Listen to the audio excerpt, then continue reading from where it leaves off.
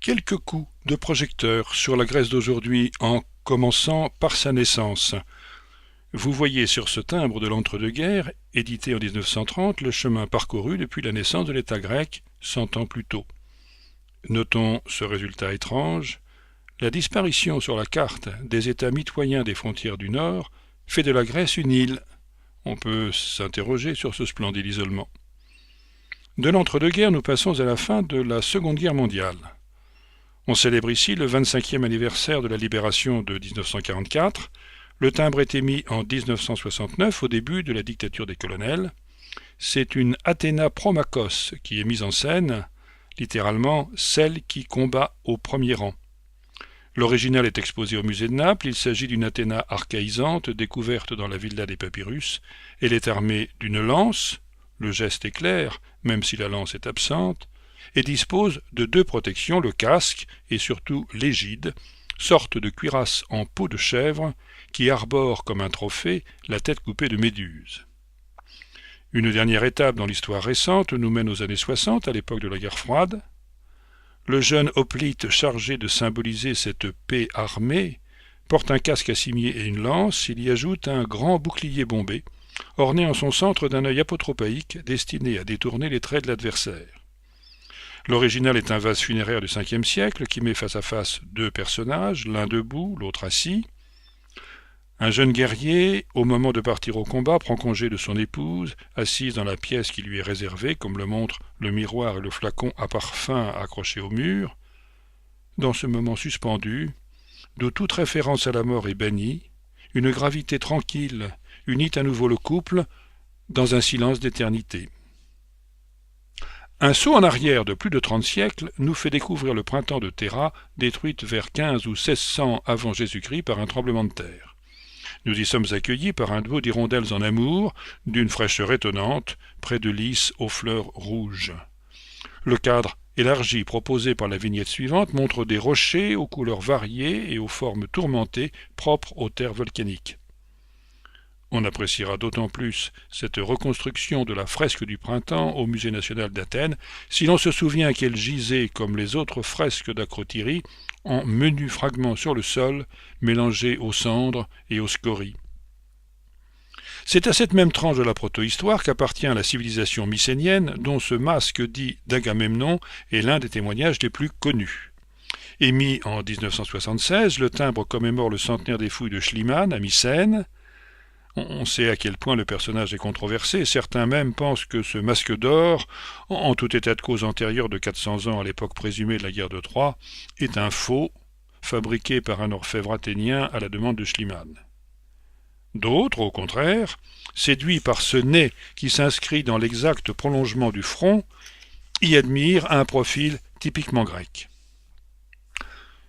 Bousculons maintenant la chronologie pour revenir d'un coup au IVe siècle avant Jésus-Christ, au temps d'Alexandre le Grand. Les mosaïques de Pella datent de l'époque où la ville était la capitale de la Macédoine. Elles ont la particularité d'être composées de galets, dont les nuances varient du blanc au gris-bleu et au noir. Quelques-unes de ces mosaïques, faites de galets de petite taille complétées par des lamelles de plomb, racontent une histoire. L'anecdote, ici, met en scène un des généraux d'Alexandre, qui se porte au secours de son chef, à gauche, sur la mosaïque, qu'il surprend en mauvaise posture lors d'une chasse au lion.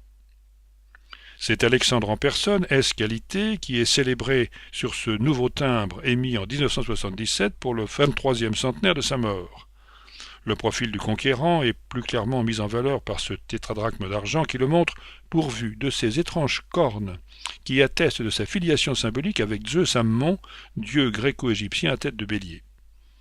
Ce même Alexandre est célébré aussi comme bâtisseur et créateur de villes. Fondateur d'Alexandrie d'Égypte, il se trouve associé à l'une des 7 merveilles du monde antique, le phare d'Alexandrie, aujourd'hui disparu, que nous voyons ici représenté sur une monnaie romaine. Ce phare à 3 étages, orné de tritons, n'a pas cessé depuis sa construction d'enflammer les imaginations. La République populaire du Congo en propose une reconstitution monumentale. La République du Mali se veut plus modeste. Émouvante, à l'entrée d'un tombeau de l'Isola Sacra près d'Ostie, cette mosaïque invite le passant à la sérénité. Ode posilupos, Ainsi cesse toute douleur. Allusion à l'arrivée au port d'Outre-Tombe. Notre voyage quelque peu erratique à travers le temps s'arrête à l'âge classique, au 5e siècle avant Jésus-Christ, le siècle de Périclès. Voici un Parthénon en majesté dont la présentation, dans une tonalité curieusement tricolore, accompagne l'opération lancée en 1977 par l'UNESCO pour la sauvegarde de l'acropole. 10 ans plus tard, cette photographie de la façade ouest du Parthénon, qui montre le monument tout hérissé d'échafaudages, prouve que cette campagne n'est pas restée lettre morte. On aura l'occasion d'y revenir. Dans notre imaginaire, le centre du monde grec, c'est Athènes, et à Athènes, l'acropole. La colline sacrée est pourtant un véritable patchwork. Si le sommet de l'acropole est évidemment grec, la base, avec l'Odéon d'Hérode Atticus, est tout à fait romaine. Les contreforts qui flanquent le mur de soutènement, quant à eux, datent des Turcs et des Vénitiens. Une photographie de l'été 1988, prise depuis la colline des Muses, met en valeur à la fois les travaux de restauration du Parthénon et la trace béante de l'explosion de 1687. Une enveloppe premier jour est l'occasion d'élargir notre vision du monde grec pour l'embrasser dans sa diversité. Cette enveloppe a été éditée à la fin des années 50 par les postes helléniques pour la sortie d'une série consacrée aux monnaies. Le décadrachme de Syracuse porte au droit le profil de la nymphe Aréthuse, mythique fondatrice de la cité, environnée de dauphins. La monnaie des Éléens se reconnaît au profil de Zeus, maître du sanctuaire d'Olympie, ici accompagné de l'aigle, son animal favori. Le tétradrachme d'Athènes, enfin, affiche un archaïsme volontaire. Si l'œil de la déesse est présenté de face dans un visage de profil, c'est qu'il ne convient pas que le regard de la divinité se détourne du contemplateur. C'est à nouveau une enveloppe premier jour qui va repousser les limites du monde grec jusqu'aux brumes de la Gaule. Le vase de Vix est un énorme cratère de bronze, fondu probablement dans un atelier d'Italie du Sud, et découvert au début des années 50 en Bourgogne, dans la tombe d'une princesse gauloise, inhumée vers 500 avant Jésus-Christ. La frise qui court tout autour du col du cratère décrit une alternance de fantassins et de chars, dont les attelages ne sont pas répétés à l'identique. Voyez les têtes des chevaux sur le cachet, dont le premier paraît se tourner vers nous, tandis que sur le timbre, ces 4 têtes se placent toutes en parallèle. Le détail photographié nous donne à voir en même temps que l'attelage et son harnachement le char conduit par son aurige. La photographie suivante, où le char précède un hoplite, montre au premier plan la gorgone grimaçante au buste humain et au corps de serpent qui ornent chacune des 2 anses. Le plan final, qui reprend l'illustration de l'enveloppe premier jour, en justifie le commentaire. Avec son 1,64 m de hauteur, un poids de 208 kg et une contenance de 1200 litres, le vase de Vix est bien le plus énorme cratère que l'Antiquité nous ait livré.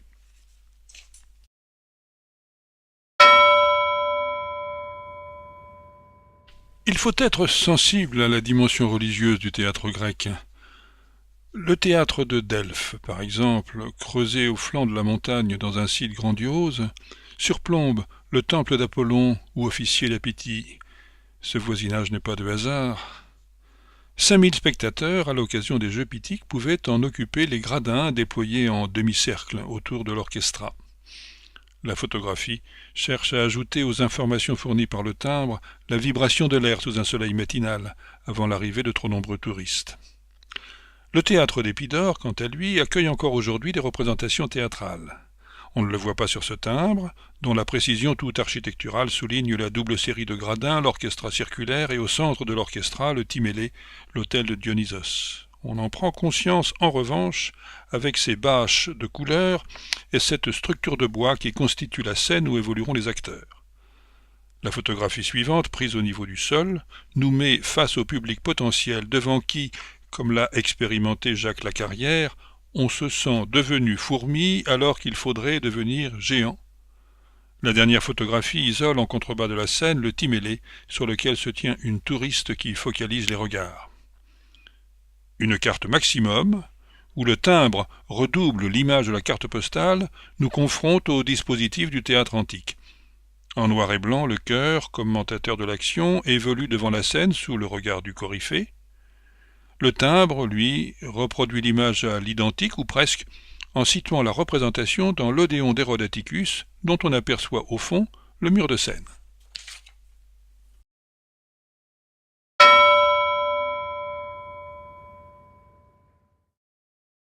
L'exaltation du corps et le culte du dépassement physique sont une autre spécificité grecque avec laquelle les modernes ont voulu renouer. Le saut en longueur est l'une des 5 épreuves du pentathlon antique. L'athlète se saisit de 2 haltères qu'il balance pour prendre son élan, puis qu'il va rejeter violemment en arrière avant de toucher terre. Ce timbre du Gabon évoque 2 autres épreuves. Au sauteur succède un lanceur de javelot, un lanceur de disque, le disque est représenté de profil, puis un second lanceur de javelot, le doigt engagé dans le lacet du propulseur qui assure un jet à la fois plus long et plus précis. Il manque à ce pentathlon les 2 dernières épreuves que sont la lutte et la course. Les modernes, inspirés par l'exploit du messager de Marathon, ont mis à l'honneur l'épreuve homonyme, dont le premier vainqueur, sous les applaudissements du public grec, fut Spiridon Louis, simple porteur d'eau du village de Maroussi. Le marathon antique, que voudrait honorer ce timbre du Tchad, n'a donc jamais existé. Cette épreuve purement moderne est la création d'un membre de l'Institut contemporain de Pierre de Coubertin. Nous voici ramenés au réel, avec cette ligne de départ, photographiée dans le stade d'Olympie, sur laquelle il faut imaginer les coureurs debout, le torse penché en avant, les pieds très rapprochés l'un de l'autre.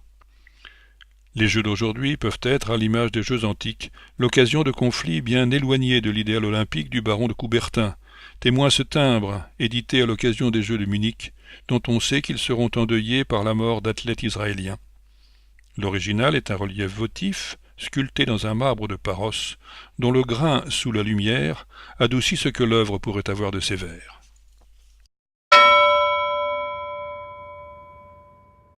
Les timbres à sujet mythologique sont souvent marqués post-aérienne. Pour preuve, ce Sagittaire qu'on saisit au moment où il vient de décocher cette flèche ailée qui vibre, vole et qui ne vole pas dont parle le poète. Voici de même 2 prisonniers, un père et un fils, qui s'apprêtent à prendre leur envol. Icare entame sur ce timbre suisse 13 Art Nouveau une ascension au-dessus des alpages. Il survole Budapest et le Danube dans ce timbre hongrois de l'entre-deux-guerres. Le voyage mène à présent aux solitudes glacées du Canada. Attention, ce n'est plus ici Icare, mais Dédale. La chute d'Icare, enfin, chronique d'une mort annoncée, emprunte son style graphique aux tapisseries de Jean Lurçat ou de Picard Ledoux.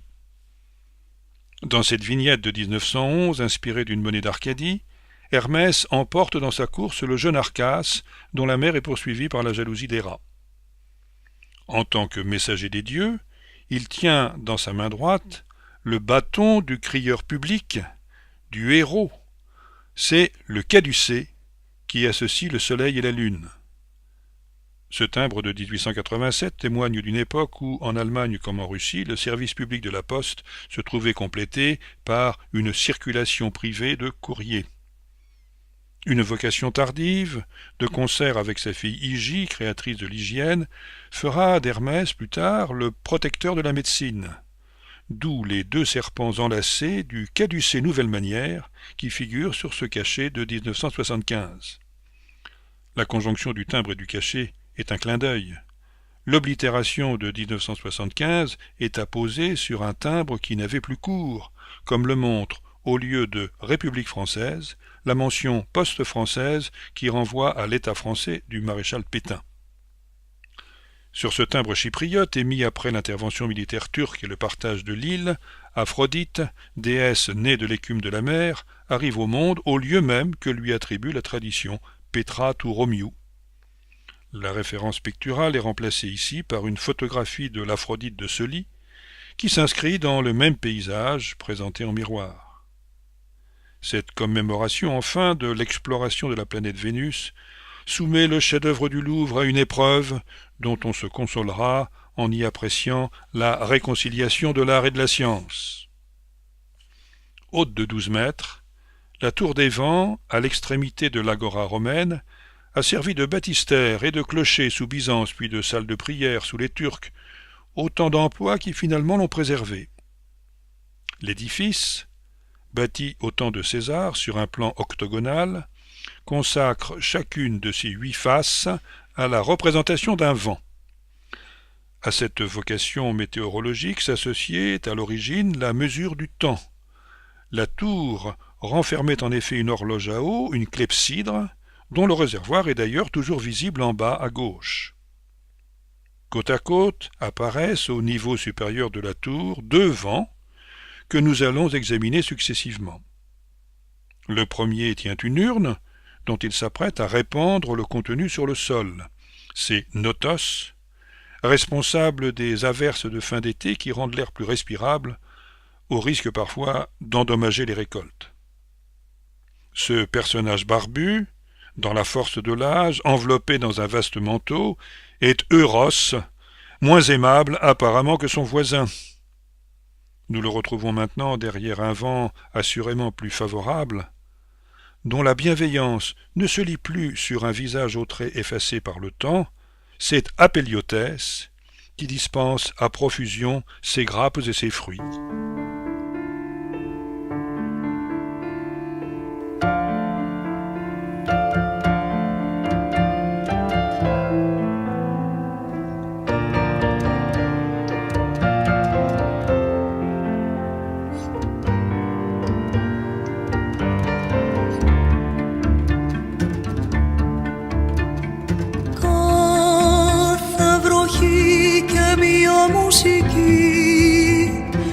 Έτσι όπως κλείνει ο κύκλος του νερού κι η μοναξιά μου μέσα του ανθίζει.